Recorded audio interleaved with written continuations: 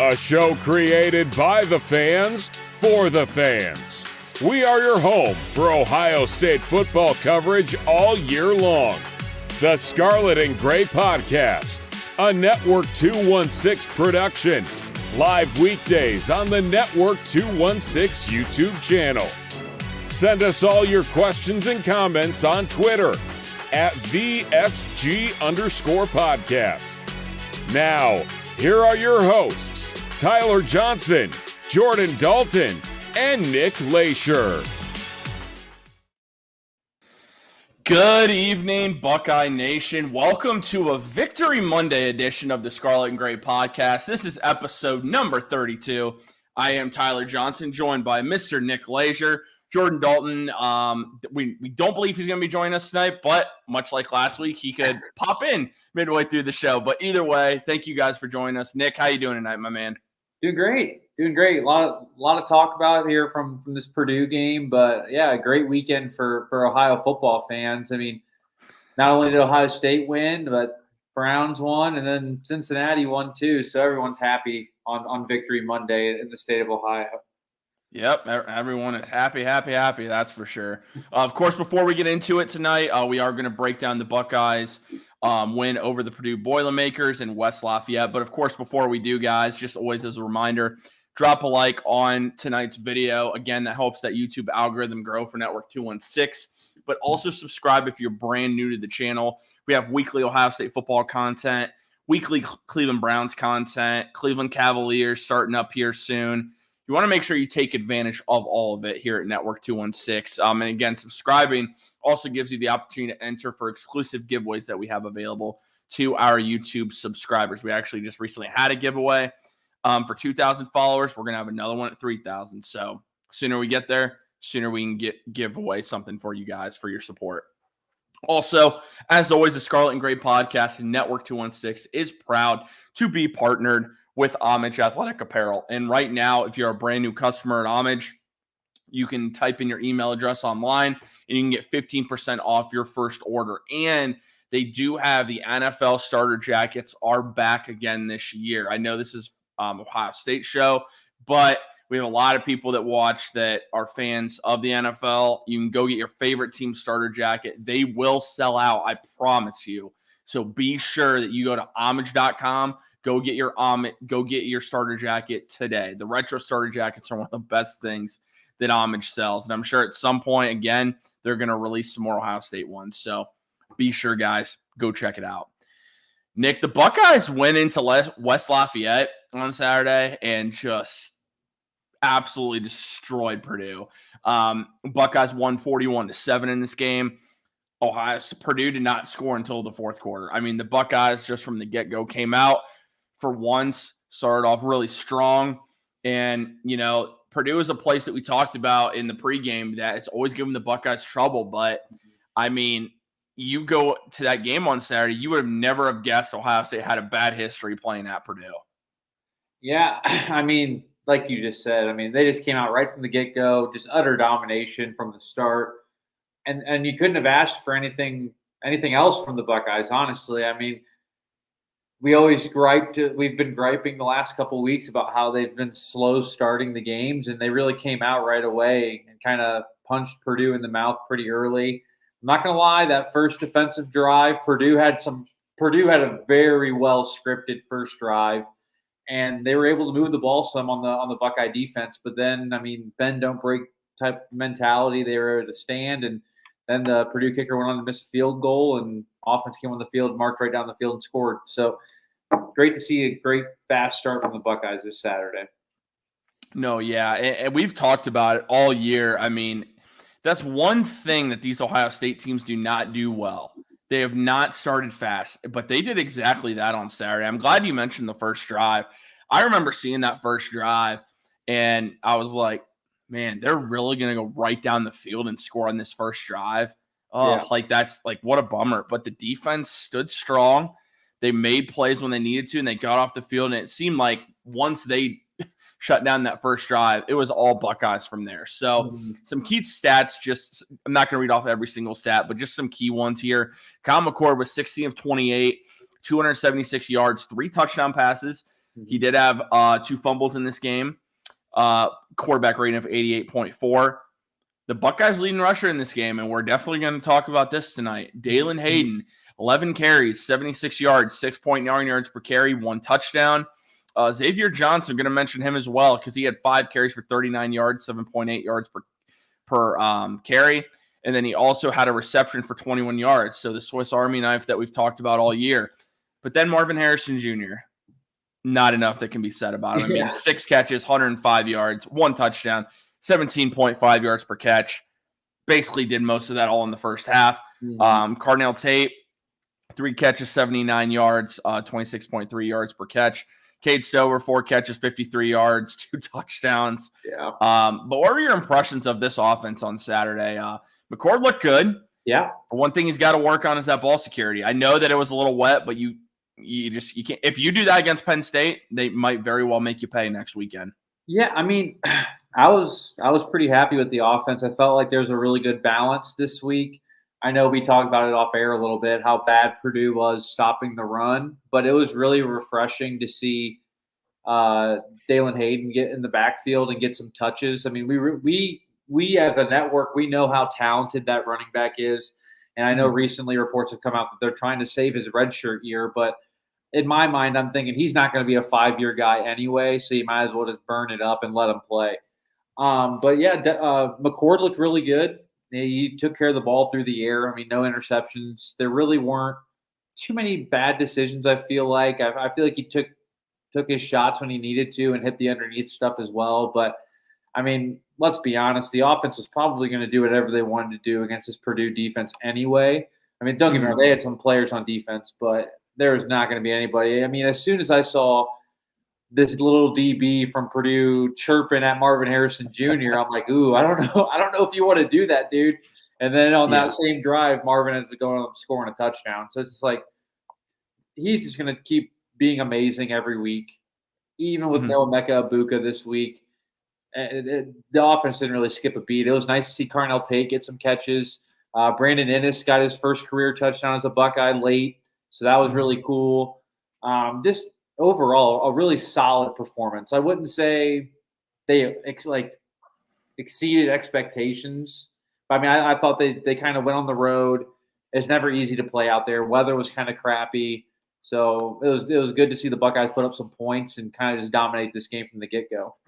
Yeah, absolutely, man. I agree with that. I think the big thing with this is that the offense, honestly, they did their job in this game. I think the only worry that I really had from this is obviously the 2 fumbles, but I think that can be cleaned up. Yeah. One thing McCord did in this game, and he's got to fix this before we get to the back half of the schedule.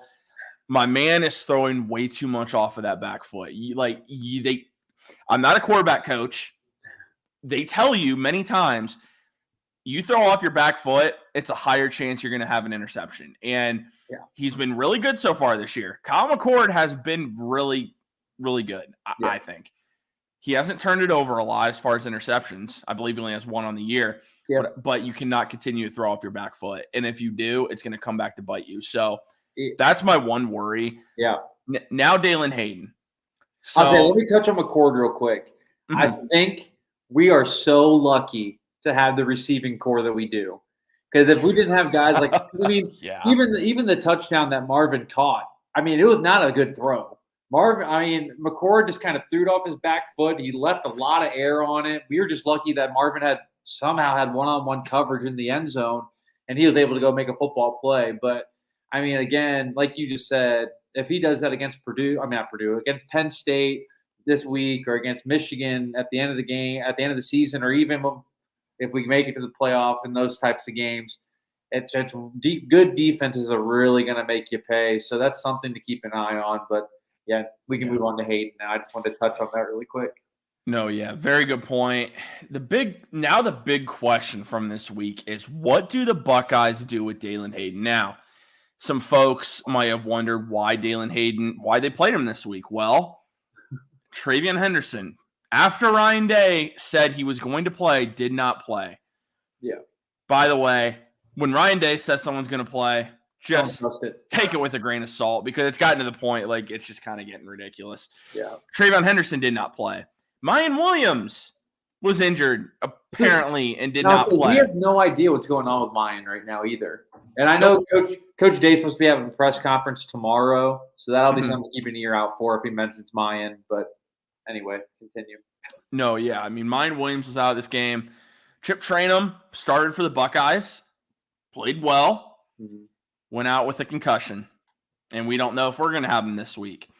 So now the question is, what do the Buckeyes do with Dalen Hayden? Now, obviously, the Buckeye run game looked really good this week. We know Purdue is not a good team at stopping the run. That said, there still was improvement, which you take that, especially going into the big matchup you have at home against Penn State.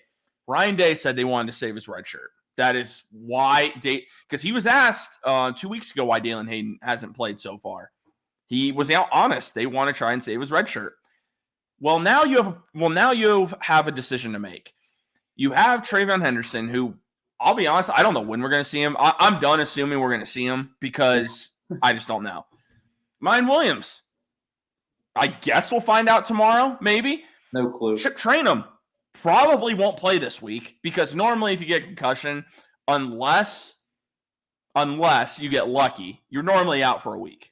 Normally. And I think we might be lucky with him because it happened in the first half.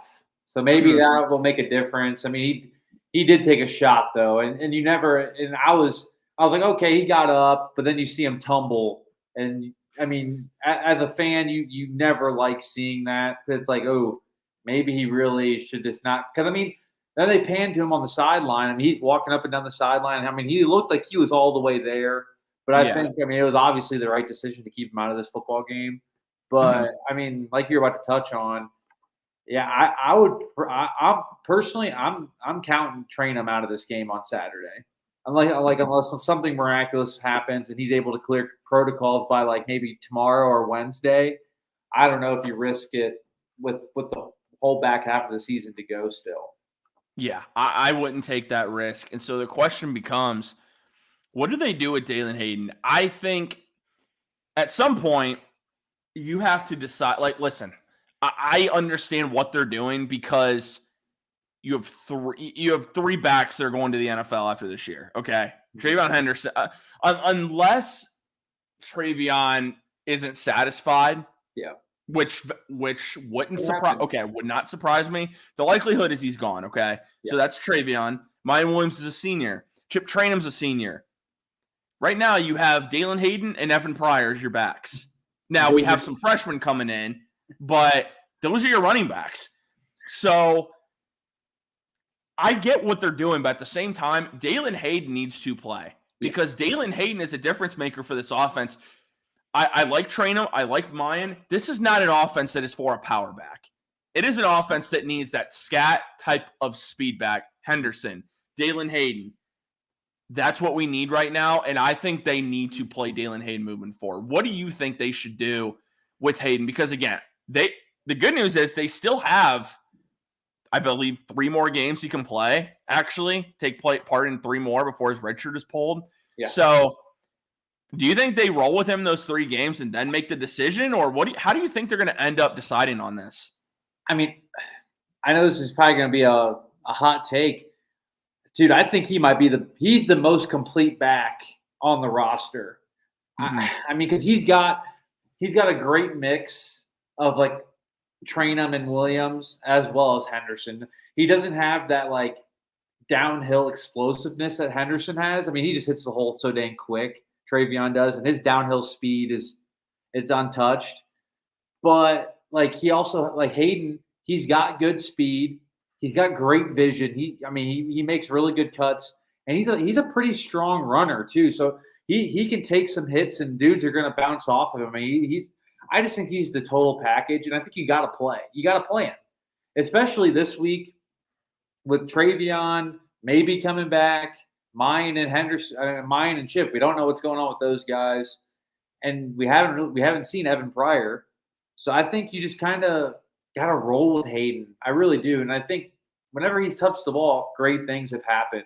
Going back to the last year, and then even in this game this past week. I mean, 76 yards, 6.9 a carry. that's a pretty good day at the office, if you ask me. So I think moving forward, you just gotta. He's not going to be a 5-year guy at Ohio State.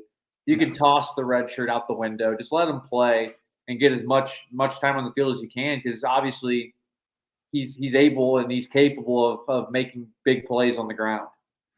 He seriously reminds me of J.K. Dobbins. He's not as thick, okay, but they're very similar type of players. And I just think I love Travion. I do. You and I disagree because I still think Travion is that guy. But the thing is, we just have not been able to get enough of that. He's had too many injuries. Dalen Hayden right now is your best running back. Yep. Nothing against Chip. I think Chip is the guy you want at the goal line. Yeah. Even though I think Dalen can do that too. But for sure. But if you talking about your goal line back, that's Chip. Dalen should be the guy until Travion, whatever goes. I don't know what's going on with Travion. And I guess what happened with Travion is, and this is all speculation, this is all stuff I've heard from other sources and whatever, is that he re-aggravated his injury in practice this past week. And, I mean, he went through pregame warm-ups. And honestly, if it was Penn State this past week and it wasn't Purdue, he probably would have suited up and played. But since it was Purdue and we had the other backs available, I think Coach Day was like, you know what? Let's just make sure Travion's 100% for this showdown on Saturday against Penn State so that we can give Penn State our best shot. But, I mean, that's just obviously my opinion. I don't know what the thought process is, but that's just what comes to mind for me. No, I mean, here's my thing with Travion. If he doesn't play against Penn State, then I really got some questions. Like, I need to know really more about what it is. Like, what is he dealing with to where he can't play? Right. Because if you're not playing against Penn State, which is going to be outside of that team up north, your biggest game of the year, I don't know, man. Like, I understand Ryan Day. The one thing that's bothered me about Ryan Day, besides the obvious play calling issues, are people get mad about NFL teams not being transparent about injuries. You get more info from NFL teams about injuries than you do Ryan Day, because Ryan Day's not going to tell you a thing. And the only way you even find out if anyone's even hurt is if you get to game day. Oh, Ryan Williams is going to be inactive today. Oh, wow. Surprise. Huh. That's interesting. Okay. Yeah. Oh, man. It's frustrating. That part is definitely frustrating. We do want to talk about the next big topic that happened this weekend. Devin Brown played. Now, not only and what I mean by this, yes, Ohio State won 41-7, okay? So it's a blowout. Expected him to play. Ryan Day put Devin Brown in goal line situations. Devin Brown in this game had 8 carries for 20 yards, a touchdown, and a fumble. So I'm hoping personally that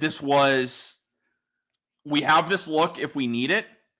We're not going to do this every single time we get into the goal line, because I'm going to be honest, I don't like the idea of you taking your quarterback out. And basically, when you put in Devin Brown, you're running the football, okay? Unless well, you saw the one pass he threw out of it early. I mean, it hit the defender in the back of his legs because the ball was nowhere close. I think he was trying to hit. I think it was G. Scott in the flat, and the ball was just nowhere near it. Like, I mean, he hit the defender in the back of his legs. It's like, what are we doing, man? And I know we have our group chat that we text in and stuff, and I was like, this package gave me mad Tate Martell vibes from when we messed with that disaster. With literally, it's first and goal from the 4-yard line. Let's put Martell in there. Let's see if he can run one in. And that was what the goal line package was for a few games until they realized, maybe this won't work. But I mean, I'm not a huge fan of it, but looking back on it, I can't believe I'm going to say this. It was slightly effective.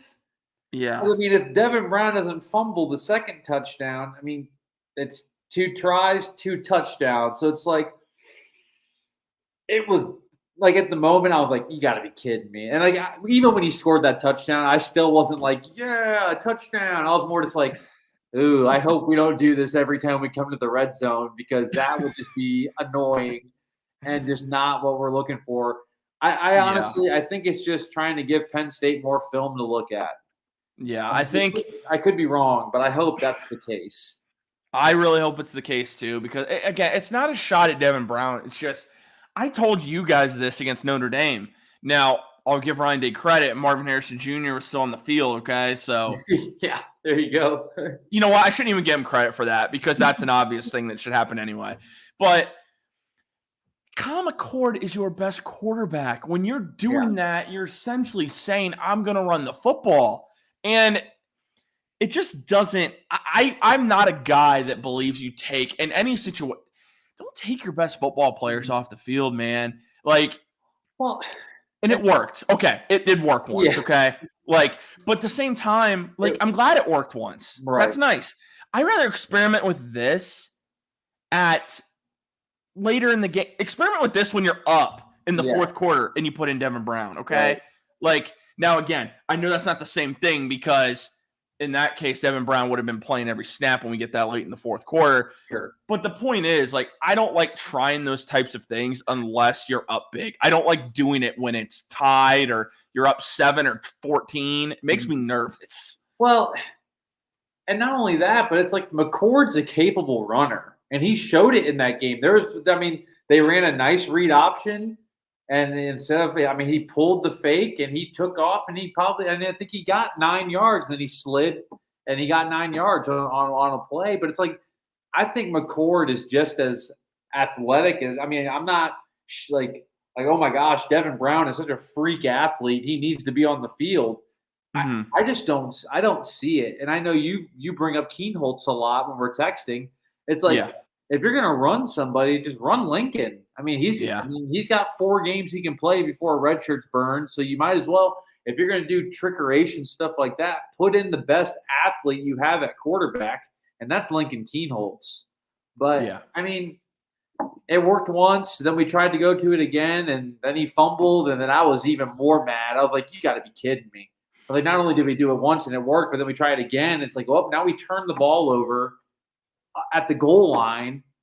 It's like that's 7 points you wipe off the board right there. And I know we ended up, we won 41-7, so what's the big deal at the end of the day? But in a close game, that could be the difference.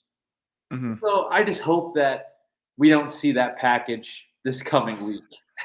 Dude, if I see it against Penn State, I might freak out. Oh, God. I might actually freak out if we see that. If we get in the goal line against Penn State and it's 0-0, we see Devin Brown trot onto the field. It's like, oh no. Because honestly, I don't trust him throwing the ball against the first. Oh no. No. I just don't. He hasn't proved anything to me. So yeah. I know he threw the one touchdown, but dude, outside of that, he is not. It has not been good. It really hasn't been good. But you know what has been good? That Buckeyes defense. Once again, they are just on it. Now they play Purdue, and I know Purdue's not good, but this defense is just flying around everywhere. Cody Simon, a tackle for loss. Tommy Eichenberg, Denzel Burke, Tyleik Williams, who was absolutely fantastic in this game. Jack Sawyer had a sack and a half. JT Tuimoloau, never will pronounce his name correctly, with a sack and a half. This defense has been fantastic all year, and they have all the momentum with Penn State now coming to town. Yeah. Yeah, I was just happy to see Jack and JT get to the quarterback finally. It was just nice that, they each had a sack and a half, and that was just refreshing to see that. After that first drive, Hudson Card had no chance. There was no running lanes. There was no passing lanes. And I know Denzel Burke went out of this game early, and we still don't really know what happened with him either. But he's been great all season. So I don't know, man. This defense is scary. They were flying around, they were tackling, making plays. It was really nice. And Tyleik Williams continues just to be a monster. I mean, just an absolute monster at that D tackle position. It's unbelievable. Everybody wants to talk about Michael Hall Jr. Listen, and rightfully so, because he's probably a first round pick. Tyreek Williams might be joining him in the first round. Mm-hmm. He has had a fantastic year for the Buckeyes. He's constantly making, and the thing is, it's not even necessarily what shows up in the stat sheet. Pass deflections, man. This guy's getting in passing lanes and affecting the game at just a different level. And again, he's still going to make plays, but when you have a guy at D tackle like that can get in passing lanes, it's only going to cause even more problems for the opposing offense. And he's been great. I've given this guy a lot of crap all year. Jack Sawyer played his best game as an Ohio State Buckeye on Saturday. I'm hoping he builds on it. And listen, I know he's created pressure, and I have learned from also covering the Browns and podcasting Browns football that pressures matter just as much as sacks. So you know what? I apologize to Jack Sawyer because he has been doing that at a very high level this year. But I'm glad that he finally got himself a sack, and it's very encouraging moving forward. Well, obviously, real quick, I will say too, it's also just encouraging to see that you have backups that are able to come in and do a job for you. Like Cody Simon, Jordan Hancock, I know is your nickel corner, but even proving Jahad Carter. There's Jermaine Matthews was good even later in this game. There are young guys. They're going to have some opportunities this year, and I think it's really good to see. Dude, I really like Caden Curry.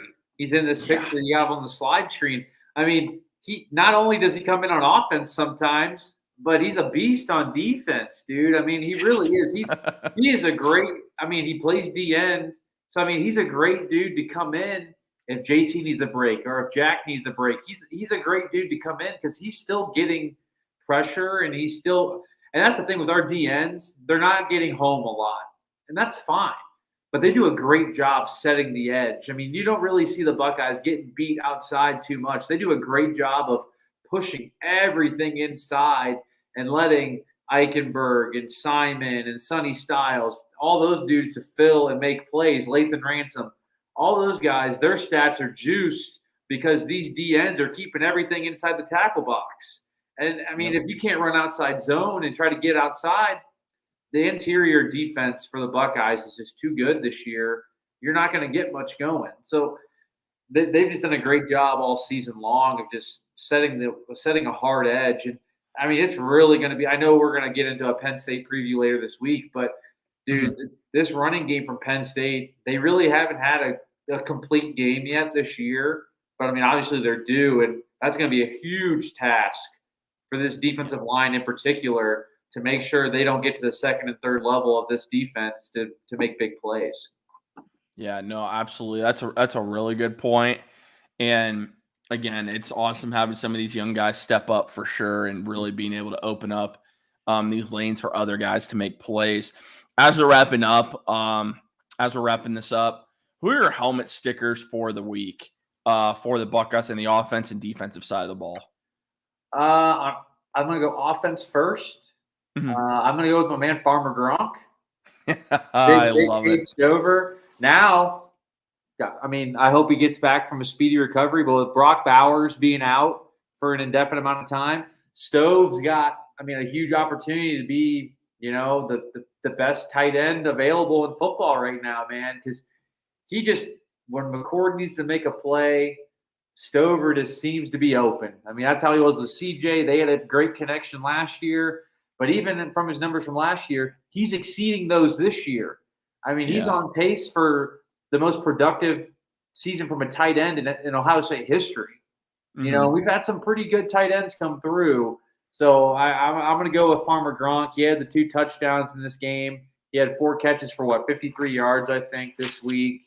But it was just a great game from Stove and 2 touchdowns too. Yeah, 2 tutties, 13.3 yard average per catch. So he's not really just getting, a 5-yard catch. He's turning those 5-yard catches into 10, 15-yard gains because he's just so athletic after the catch. It's hard to bring him down. So offensively, I'm gonna go with Farmer Gronk this week. Okay. Defensively, I mean, everyone was great. I mean, really, They really were. everyone was so good. You score 7 points, and that's in the fourth quarter. Yeah. You can't ask for anything better. But just for Jack Sawyer getting home for the first time this year, I'm gonna give the helmet sticker to Jack Sawyer this week, and with his sack and a half performance against the Boilermakers this week. No, I like it. I'm gonna, on the offensive side of the ball for me, I'm gonna go with. I think I'm just gonna go with kind of an obvious one here. One thing you have to do as an athlete, not only at the collegiate level, also once you become a professional, you always have to be ready, regardless of the circumstances. You always have to be ready to go when your number is called. Dalen Hayden hasn't played for the Buckeyes all year, and you couldn't make the argument outside of Marvin Harrison Jr. and Kyle McCord. He was the best football player on the field for the Buckeyes on offense. Well, and Cade was too. My apologies. But I agree with you. Hayden was the man, dude. Yeah, Hayden was fantastic. And again, it's not that he absolutely lit it up. It's just something that sticks out to me a lot is when guys are ready when their name is called, no matter the circumstance. And there's no better example than Dalen Hayden. 11 carries, 76 yards, 6.9 yards per carry, a touchdown. And honestly, he could have had well over 100 yards if he played the fourth quarter as well. Right. So for me on offense, it has to be Dalen Hayden. Then on the defensive side of the ball, I think I'm going to go with I'm trying to think who the best one is here. I think I'm going to go with not Jack Sawyer. I'm going to go with Tyleik Williams. And the reason I am, every time I watch this guy play, he's continuously just making another play that makes me go, wow, I really need this guy in a Cleveland Browns uniform. I want this guy. I want this guy to play for my NFL franchise. And, I love Michael Hall Jr. too. I really do. If I could have either one, I'd be happy. But Tyleik Williams is showing you something this year. And going in this year, I'm going to be honest, I didn't know much about him. I didn't see – we didn't really know a whole lot about him, I would say. He didn't do a lot last year. This year, he's really making a statement that he is one of the better defensive tackles, not only in the Big Ten, but getting some national attention as well that he deserves. And if he performs like this against Penn State, that draft stock is going to skyrocket. So, and I know his big thing was that everyone's been concerned about his weight and how he can handle. Because you look at him. You look at Michael Hall Jr. He looks more like a defensive end, really. Oh, absolutely. And you see Tyleik Williams, he is a true D tackle. You see this dude, he is a monster, and he's worked really hard to keep his weight down, and you can tell. For how big he is so quick. Hand fighting with those guards and centers, he's quick off the ball. And he's just been a beast this year, and I think he's just going to keep getting better. Yeah, no, I agree with that. As we're wrapping this up, is there anything else you want to add from this game? We're on to one of the biggest games of the year, if not, some would say the biggest game of the year, Penn State. So we're on to Penn State now. Is there anything else you want to add on the win over Purdue? I don't think so. Play calling actually wasn't too atrocious. I felt pretty comfortable. And to be, this game was never in question. Yeah. It really wasn't. So I know. I felt like it was just a complete game from the Buckeyes. Both sides of the ball took care of business. It's great to see Ennis get his first touchdown as a Buckeye. That's awesome.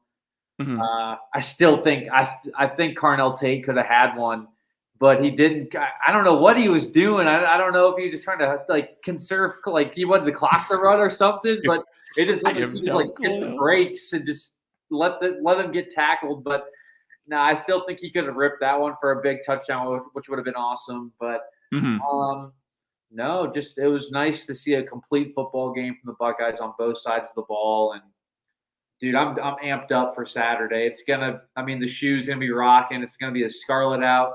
Game day and big noon kickoff are gonna be there. So Columbus is gonna be the epicenter of football this weekend. Yeah, it's going to be a lot of fun. And, of course, we are going to have your Ohio State versus Penn State game day preview on Saturday morning, as always. So you guys want to make sure you tune in for that. It's going to be maybe a little bit longer than normal just because given the opponent, but we'll see what happens. But as always, guys, thank you for tuning in to episode 32 of the Scarlet and Gray podcast. As a reminder, drop a like on the video, subscribe if you're brand new to Network 216. Can't wait to talk to you guys all again next week. And of course, as always, go Buckeyes.